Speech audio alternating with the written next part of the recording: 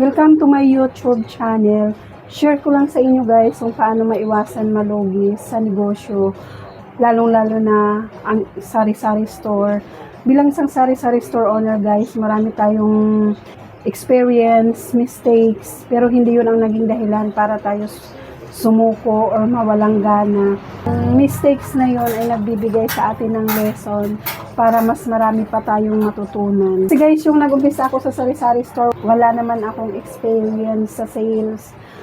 Sa sari-sari store, bali pinagsabay ko yung sari-sari store at saka loading business. Bali doon tayo nagkaroon unang-unang experience. Bali ang na-experience ko doon sa paglo-load ay instant logi. Nung nag-umpisa tayo, hindi naman tayo tinuturuan ng mga distributor natin kung ano mga promo nila, mga ganun. Basta itinuro lang sa atin ito, yung sa Smart, sa Globe, Talk and Text, ganun. Sa PM, ganito ang pag-load. Dito ka pupunta sa Mino, sa paglo-load, ganun lang. Pero hindi nila in-explain lahat yun kung sa ano mga promo nila, saan ka pupunta. Bali, ikaw na yung mag-i-explore nun kung ano yung mga promo nila sa kanilang loading. Kasi sa Globe guys, nung pag-load ko sa Globe, dahil baguhan pa lang tayo, bali one week or 2 weeks, ganun, umpisa yung sunod-sunod ng load. Tapos, nung mga 2 weeks na yun, pagluloko ng network nila, bali, nag-load ako ng pang-apat kong customer. Bali, 500 regular load yun. Tapos, na-send ko na siya. Nagluloko yung network nila. Bali, nag-send ako ng 500 regular load. Tapos, wala pang confirmation. Bumalik na si customer, bakit wala pa yung load niya, ang tagal niya. Tiningnan ko, wala pa rin confirmation. So, yun nga yung nangyari guys. Bali, instant logi sa akin yun.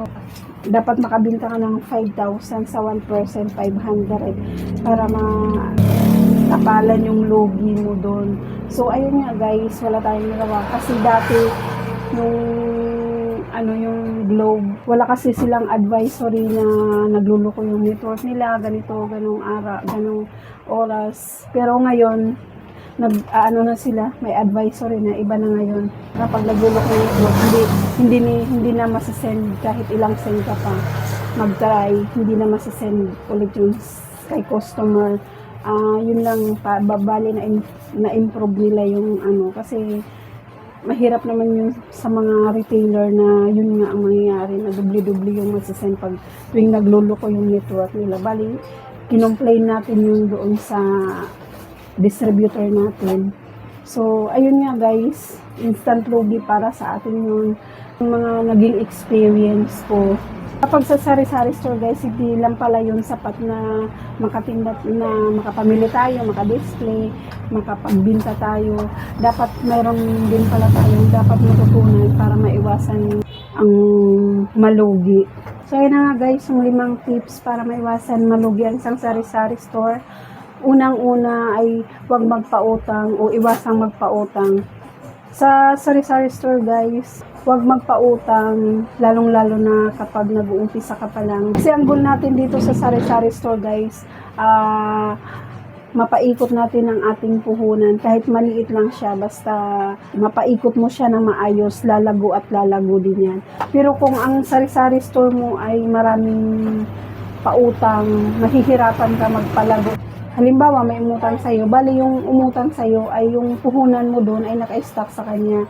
Halimbawa, 15 days yung naka-stock yung puhunan mo.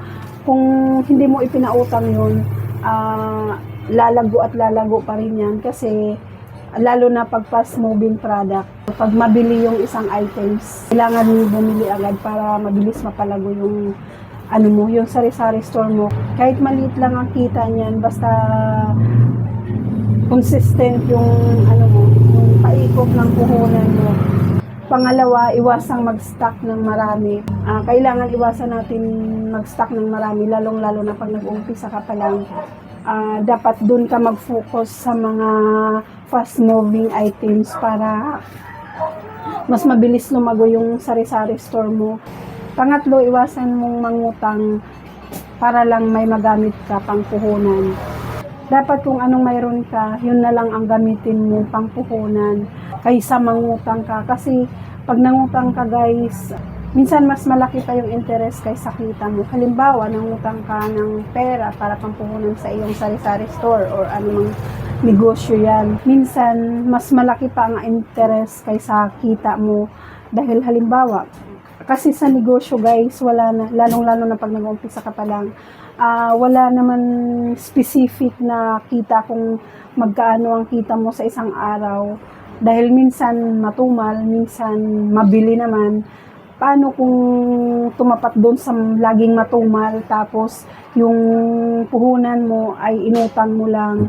Siyempre, isa rin yun sa mga dahilan kung bakit nalulugi ang isang negosyo or sari-sari store dahil malaki ang patong or interest ng pera na inutang mo. Kung hindi utang yung puhunan mo, bali yung kita mo sa negosyo mo, maidadagdag mo pa doon sa sa puhunan mo para ma-enroll yun. Mas lumaki pa ng lumaki yung negosyo mo. So ayun na nga guys, mas mahirap talaga pag inutang mo lang yung puhunan mo sa negosyo dahil iisipin mo pa yung interest niya. Imbis na ang isipin mo na lang kung sarili mong puhunan ay kung paano mo palaguin yung puhunan mo. Ngayon, kung inutang lang yung puhunan mo, puhulugan mo yung inutang mo at saka yung interest niya. Bali, yung kinita mo sa pagninegosyo ay mapupunta lang doon sa interest. Pang-apat, iwasan ang hindi mabili na produkto. Sa sari-sari store guys, kailangan natin iwasan ang hindi mabiling product. Lalong-lalo na kapag nag-uumpisa ka pa lang, dapat iwasan natin muna bumili ng mga school supplies, mga plastic, ganun, plastic bag, mga cups. Kasi hindi naman yun yung mga basic needs na, or pwede mo siyang ilimit sa pag-i-stock or pagbili. Dahil may i-stock ang puhunan mo kapag dinamihan mo ng bili tapos hindi naman nabili sa iyong sari-sari store. Panglima, iwasang hindi mag-check ng expiration. Guys, sa sari-sari store natin, kailangan natin laging i-check yung mga expiration ng ating paninda kasi minsan may nabibili tayong mga paninda na madali na pala silang mag-expire, lalo na kapag nabili natin nasa promo. Pero hindi naman ibig ko sabihin lahat ng promo ay malapit na ma-expire. Kasi yung ibang nabibili nating may promo ay pinopromote lang nila yung product nila. Pero minsan mayroon din naman tayong nabibili na may promo pero dahil pinopromo nila dahil malapit na siyang mag-expired. Kaya dapat i-check natin lagi yun. Pero okay lang naman yun kahit malapit na mag-expired. Basta mabili naman sa ating sari-sari store, kaya natin ibenta ng mabilisan or mabili naman yung isang product na yun. Pag busy tayo, hindi natin napapansin mayroon na pala tayong mga paninda na malapit nang ma-expired or naabutan na ng expired. Kaya laging i-check yung mga expiration ng mga paninda natin para maiwasan natin malugi.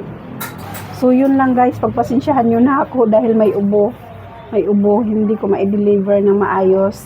At kung hindi pa po kayo nakapag-subscribe sa aking channel, huwag kalimutang mag-subscribe at hit nyo na rin yung notification para ma-notify kayo. Maraming salamat sa inyong panonood.